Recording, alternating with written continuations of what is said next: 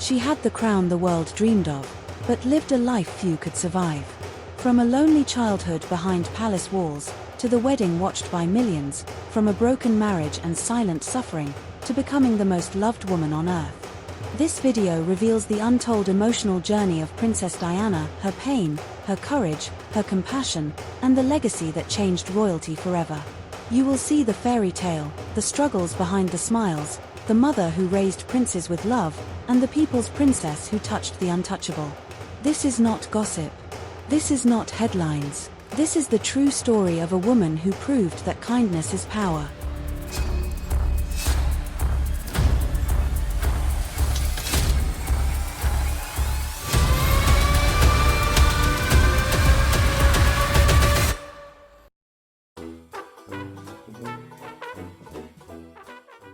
Diana Frances Spencer was born on July 1, 1961, at Park House, located on the Sandringham estate in Norfolk, England. This was not an ordinary home. Sandringham was closely connected to the British royal family, and the Spencers had lived alongside royalty for generations. In fact, the Spencer family was one of Britain's most respected aristocratic bloodlines, tracing its roots back hundreds of years. From the outside, Diana's birth appeared blessed by privilege. She was born into wealth, status, and tradition. Yet from the very beginning, pressure surrounded her life. At the time of her birth, her parents, John Spencer and Frances Roche, were desperately hoping for a male heir. Before Diana, the couple had lost a baby boy shortly after birth, a tragedy that deeply affected the family. When Diana was born and turned out to be a girl, disappointment quietly filled the household. Though never spoken aloud to her as a child, this unfulfilled expectation created emotional distance within the family. Diana was the fourth of 5 children, growing up alongside siblings who would later describe their childhood as emotionally cold and confusing. Her father, strict and traditional, carried the weight of aristocratic responsibility. Her mother, young and emotionally strained, struggled under the pressure of expectations placed upon her as a noblewoman. Despite the large estate and comfortable surroundings, warmth was often missing. Even as a small child, Diana was described as gentle, shy, and deeply sensitive. She had an unusual awareness of other people's emotions. Family members later recalled that Diana would notice sadness in others long before anyone else did. She was the child who listened, who felt deeply, and who tried to bring comfort, often without words. But the home itself was not peaceful. Arguments between her parents became common. The tension in the house was heavy, and young Diana absorbed it silently. While other children played freely, Diana learned early what it meant to feel uncertain and insecure, even while living in luxury. This contradiction, a life of privilege paired with emotional loneliness, would shape her entire character. From a very young age, Diana learned something powerful: that wealth does not protect the heart from pain. And unknowingly, this lesson planted the seeds of empathy that would one day make her different from any royal the world had ever known. She was born into nobility, but her true identity was being quietly formed through vulnerability, sensitivity, and emotional depth. This was not the beginning of a fairy tale. It was the beginning of a human story. By the time Diana was 6 years old, the tension in her home had become impossible to ignore. Her parents' marriage was collapsing. Arguments were no longer hidden behind closed doors. The warmth Diana longed for as a child was replaced by confusion, fear, and silence. In 1967, when Diana was still very young, her mother left the family home. For a child, this moment was devastating.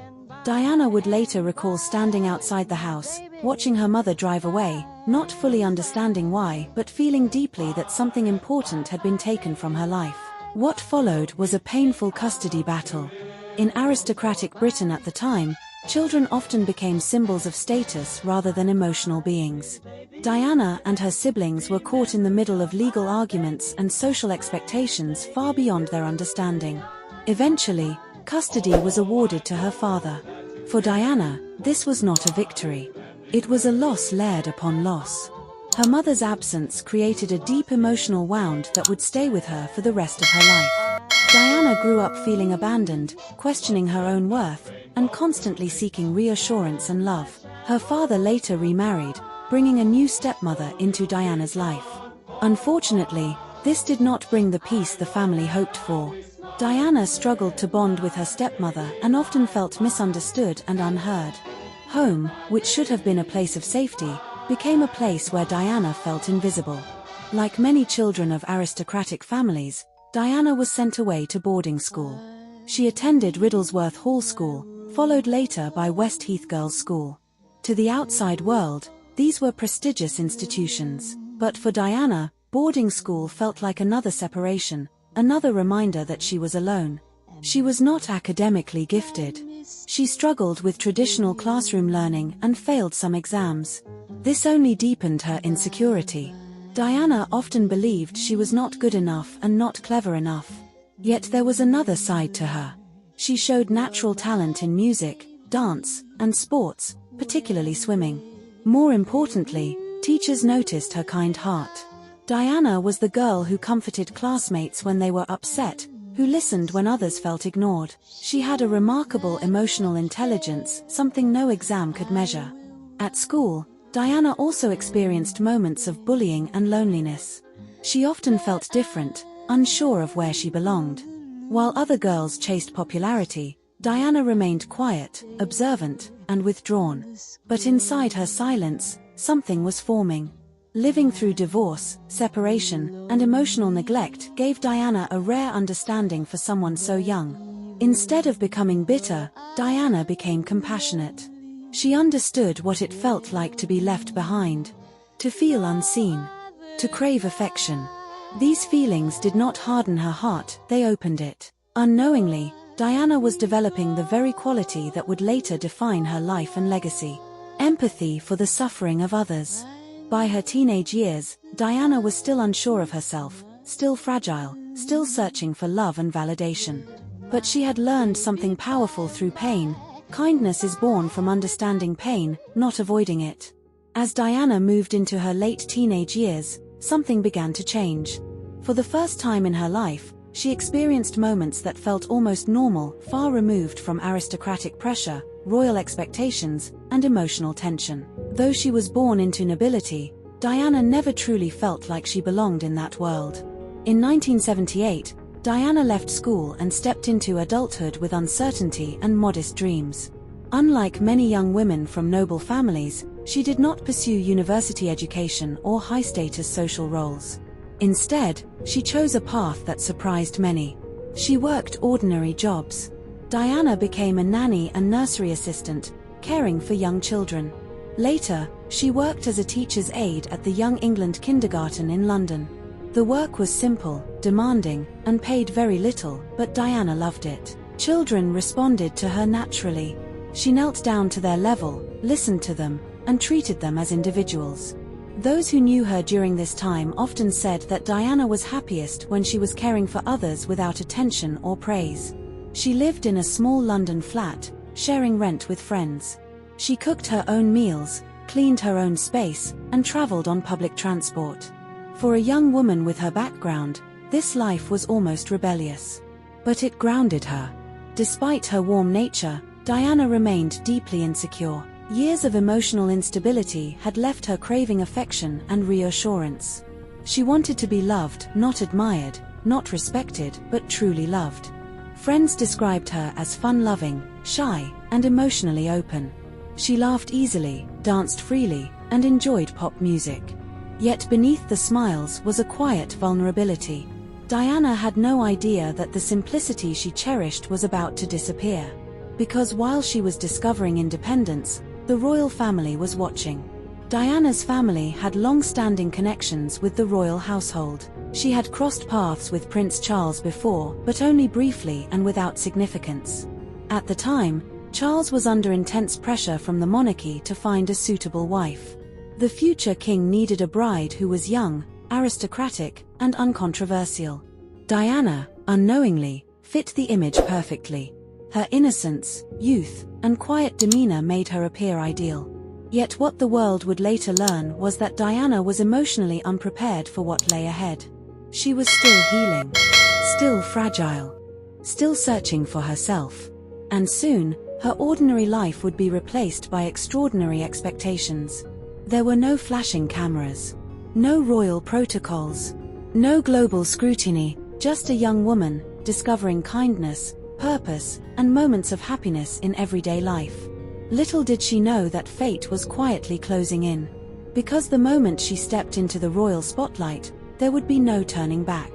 Diana first met Prince Charles in 1977, but at the time, there was nothing romantic about the encounter. She was just 16 years old, shy, and barely noticed. Charles, more than a decade older, was already living under the heavy shadow of royal duty. Years later, fate brought them together again. By 1980, Prince Charles was under increasing pressure from the royal family and the nation to marry. As the heir to the throne, he needed a wife who could fit into royal tradition, produce heirs, and maintain the monarchy's image. Love, it seemed, was secondary. Diana, now 19, caught the royal eye. She was young, aristocratic, untouched by scandal, and appeared gentle and obedient. To the royal establishment, she looked perfect. To Diana, however, this attention felt unreal. The relationship moved at an astonishing speed. Diana had only spent a handful of private moments with Charles before marriage was discussed. Most of their interactions were formal, public, and emotionally distant. Charles was often away, traveling, working, fulfilling royal duties. Diana, left behind, felt lonely and unsure. Despite this, she believed in the idea of love. She believed in commitment. She believed she could make the marriage work. What she didn't fully understand was that Charles was still emotionally attached to Camilla Parker Bowles, a woman who would remain a powerful presence in his life. Diana sensed it. Her instincts warned her, but she was young, inexperienced, and deeply eager to be loved. In February 1981, the engagement was announced. The world erupted in celebration. Newspapers called it the perfect fairy tale. Diana became the most photographed woman on Earth overnight. But behind the smiles, doubt was already growing. During the now famous engagement interview, when asked if they were in love, Diana replied confidently, "Of course." Charles hesitated and then added, "Whatever in love means." Those words would later echo painfully through history. At the time, Diana brushed aside the unease. She believed love would grow with time. As the wedding approached, Diana was thrown into a world of royal protocols, etiquette lessons, and constant surveillance. The press followed her every move. She lost her privacy. She lost her freedom.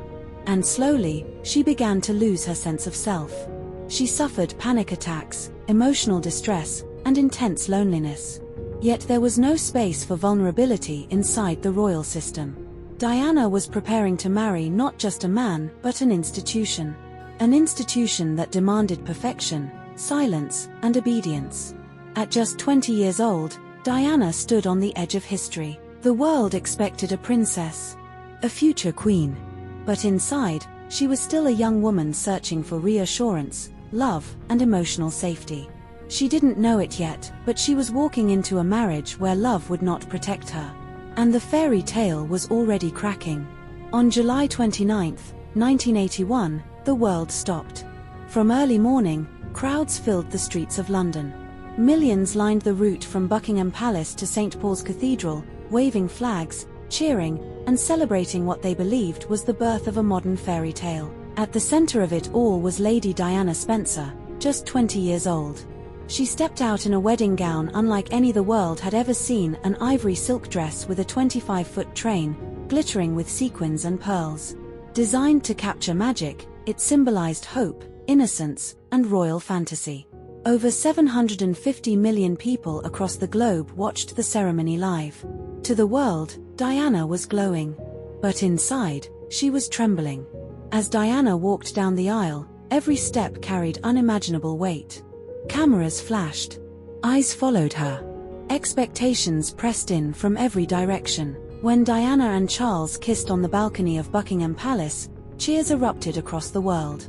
Newspapers declared the union a triumph. Children dreamed. Adults believed. The royal family appeared renewed. But behind closed doors, reality returned quickly.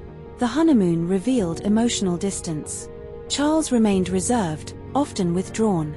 Diana felt alone, despite being newly married to the most eligible man in the world.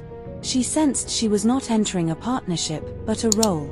From that day forward, Diana's life no longer belonged to her. Every outfit, every gesture, every word was scrutinized. She was expected to adapt instantly to centuries of royal tradition without complaint. There was no training for emotional survival. There was no room for mistakes. And there was no escape. The world saw a princess living a dream. But Diana was already struggling with deep emotional pain, anxiety, and loneliness. She had gained a title, but lost her identity. And though the wedding bells had rung, the truth was quietly settling in. A fairy tale does not guarantee happiness. After the wedding celebrations faded, Diana quickly discovered that life inside the royal palace was far colder than the crowds outside. Royal residences were grand, silent, and formal. Corridors echoed. Rooms felt empty. Despite being surrounded by staff and protocol, Diana felt deeply alone. She was now Princess of Wales, but emotionally, she felt like a stranger in her own home. Prince Charles was often away on royal duties. When he was present, emotional connection was limited. Diana longed for reassurance, affection, and companionship, but found very little. The royal family believed in emotional restraint. Vulnerability was seen as weakness. For Diana, who wore her heart openly, this environment was suffocating. She later described crying alone at night, unsure of who she could trust or talk to. The fairy tale had transformed into isolation. The pressure began to take a serious toll on Diana's mental health. She suffered from severe depression, anxiety, and bulimia, a condition she later spoke about openly to help others. Diana was not seeking attention. She was seeking relief from emotional pain. At a time when mental health was rarely discussed, especially within royal circles, her suffering went largely unsupported. Yet she continued to appear in public with grace and dignity. Behind the scenes, Diana became painfully aware that Prince Charles remained emotionally connected to Camilla Parker Bowles. This realization devastated her. She felt replaced, unwanted, and betrayed. Her confidence collapsed. Feelings of jealousy mixed with deep insecurity and sadness. The emotional distance in the marriage grew wider. Public shine, private pain. Ironically, as Diana struggled privately, her public popularity exploded. People adored her warmth, her smiles, and her genuine connection with crowds. She broke royal norms by touching people, hugging children, and engaging emotionally. But every public success made her private life feel even more disconnected. She was loved by millions, but lonely at home. There were moments when Diana's pain became overwhelming. She reached out quietly for help, but the system around her was ill-equipped to respond. Royal life demanded strength, not healing. And so, Diana learned to survive by giving love to others, even when she herself was hurting. In the midst of emotional pain and isolation, motherhood changed Princess Diana in a way nothing else ever had. On June 21, 1982, Diana gave birth to her first son, Prince William. For the first time since entering royal life, she felt something steady and real: unconditional love. 2 years later, on September 15, 1984, she welcomed her second son, Prince Harry. These two children became the center of her world. Diana was determined not to raise her sons according to cold royal tradition. She hugged them openly. She laughed with them. She showed affection in public. She took them to theme parks, fast food restaurants, and ordinary outings. She wanted them to understand the world beyond palace walls, to see real people, real struggles, and real life. This approach shocked the royal establishment. But it made Diana relatable to millions of mothers around the world. Motherhood gave Diana a sense of purpose she had been missing. When she held her children, she felt needed, valued, alive. For the first time, she was not a symbol or a role, she was simply a mother. Her sons grounded her emotionally and gave her strength during some of her darkest moments. Diana was not just raising princes, she was raising human beings. She spoke openly with them, listened to their fears, encouraged kindness and empathy. As the world watched Diana with her children, public affection for her deepened. People saw authenticity, warmth, humanity. She was no longer just a princess, she was a mother the world could recognize itself in. While her marriage remained troubled, motherhood became Diana's emotional anchor. It did not erase her pain, but it gave her a reason to endure it. When everything else failed her, love found her through her children. As Diana grew stronger through motherhood, something powerful began to emerge. She was no longer just surviving royal life, she was redefining it. During the late 1980s and early 1990s, Princess Diana transformed what it meant to be a royal figure. Before her, royal charity work was distant and formal. After her, it became human. At a time when fear surrounded illnesses like HIV/AIDS, Diana did something revolutionary. She touched patients. She shook hands. She hugged. She looked people in the eyes. In a world filled with stigma, Diana used the simplest gesture, human touch, to send a powerful message: illness does not remove dignity. These moments changed public perception forever. Diana visited hospitals, orphanages, shelters, and communities struggling with poverty. She listened to stories. She cried with people. She stayed longer than scheduled. She didn't just show up, she connected. Her work with homeless individuals, children with disabilities, victims of landmines, and patients with terminal illnesses made people feel seen. What made Diana different was sincerity. There was no sense of obligation or performance. People felt that she genuinely cared. Cameras captured emotion, not distance. This authenticity made her the most beloved royal in the world. As Diana's global influence grew, her relationship with the royal institution weakened. She was becoming more popular than the monarchy itself. This created tension.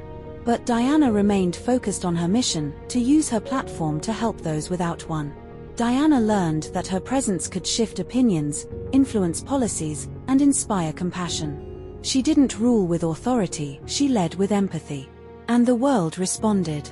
By the early 1990s, Diana was no longer defined by her marriage. She was defined by her impact. She had become something rare and dangerous to tradition, a royal who felt like one of us. And while the world embraced her, the walls of her personal life were beginning to crumble. By 1990, the cracks in Princess Diana's marriage were no longer hidden. What had once been presented as a fairy tale was now unraveling in full public view.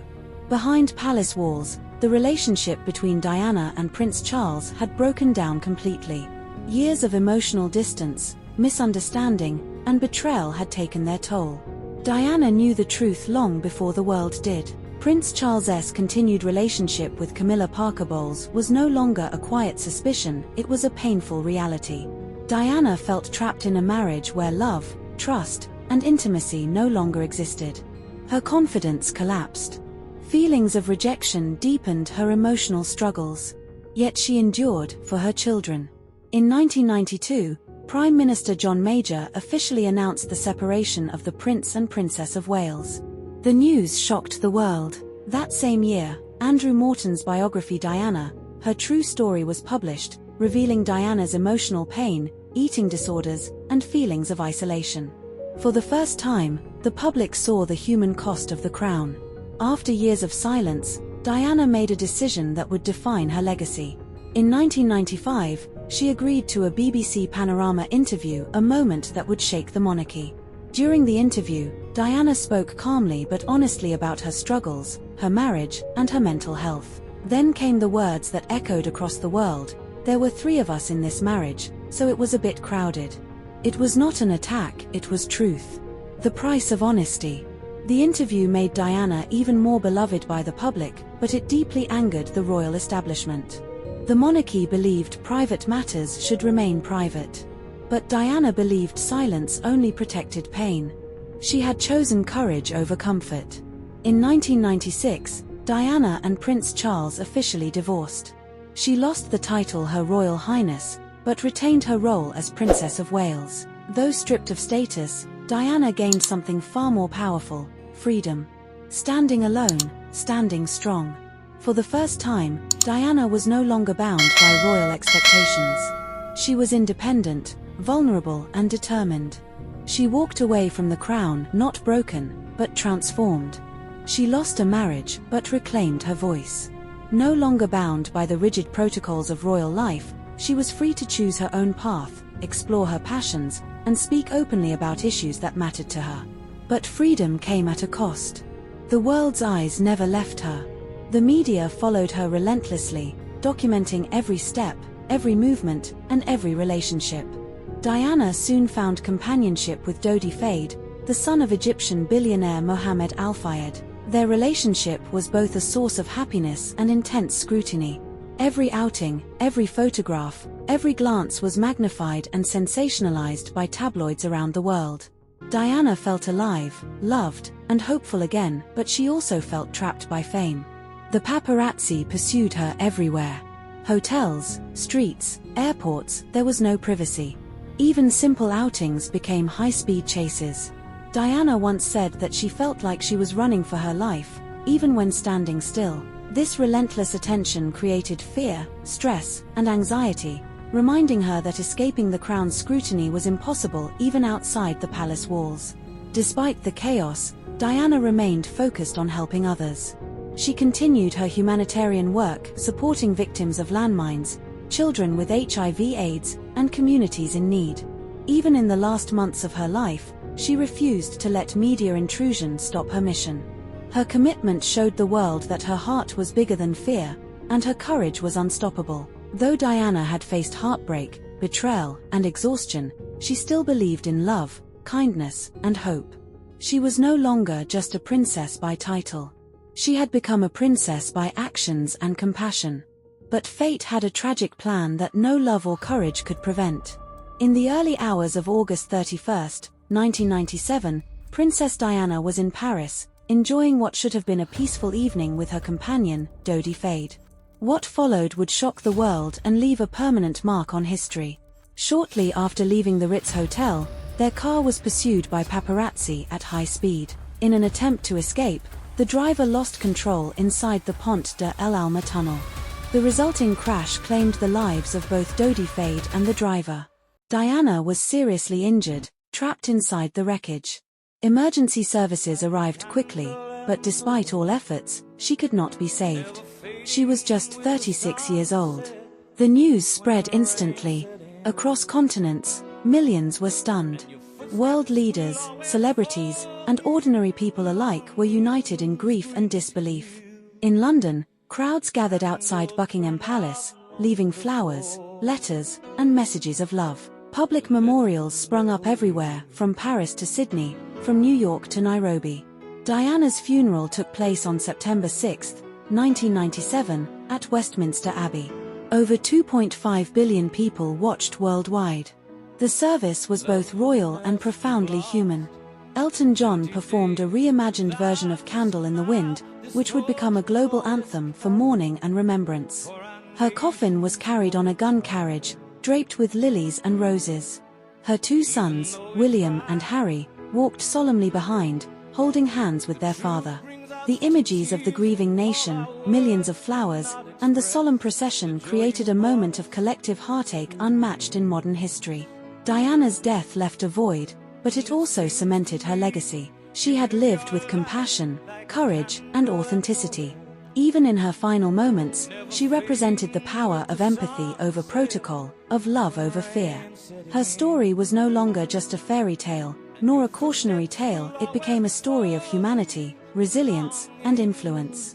Princess Diana's life was short, but its impact was immeasurable. She lived 36 years, yet in that time, she transformed not only the British monarchy but the way the world sees compassion, courage, and humanity. Before Diana, royalty was distant, formal, and largely ceremonial. After Diana, it became human, accessible, and emotionally connected. She redefined what it meant to hold a title. She showed that influence does not come from rules or status, it comes from empathy, action, and authenticity. Her life inspired others to reach out, embrace the vulnerable, and show love without fear. Diana's sons, Prince William and Prince Harry, continue her work, championing mental health, humanitarian causes, and social equality. Her influence stretches far beyond royalty. People across the world, from all walks of life, continue to be inspired by her courage, kindness, and ability to rise above pain. Diana taught the world profound lessons. Compassion is a strength. Vulnerability is not weakness, it is human. Love and kindness can leave a legacy stronger than any title or crown.